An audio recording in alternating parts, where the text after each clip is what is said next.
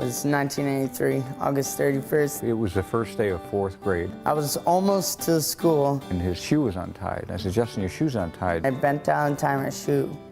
And when I did, this pain that I can't even describe. And then just shot up and grabbed his head and said, Dad, my head, and then he started just Vomiting everywhere.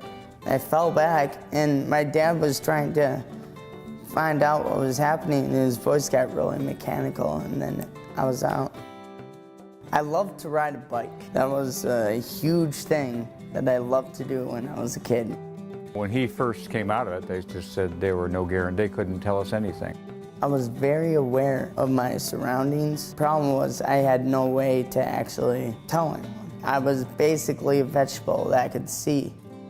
The fact that even as we were taking the necessary steps to keep him alive, he was actually trying to interact with us. Dr. Gerton at one point said he will, he pretty much knew from his experience that he'll be able to talk again. It's going to come. I was in there and I was determined that I was going to get everything back that I lost. We weren't sure of everything that could happen that would be good, but we were certain that good things could happen.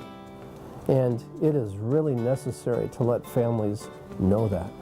I just am so grateful for that man and his experience. You wouldn't have guessed it to look at Justin. I mean, he still looked probably minimally responsive, and you're thinking, how much is he going to be cognitively impaired? What are we going to have? What's it going to be?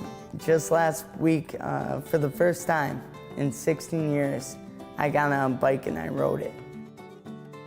The personal story is an important piece, but the contribution he's going to make is much larger. It's Lunch with a Purpose. We do it every Thursday. He's been able to integrate his advocacy for paying back the community, and that's a big part of what he's doing when he's promoting the weekly lunches or the turf football game that he sponsored out at MSU. He continues to surprise me. He told me about a year ago that he had this idea for this football game. I didn't know much about the details, and then all of a sudden I see the poster that came out, and I see the advertisements come out, and then I go there that day, and he has all these former athletes. They're there, and they're raising money, and they're having a good time, and I just shake my head and say,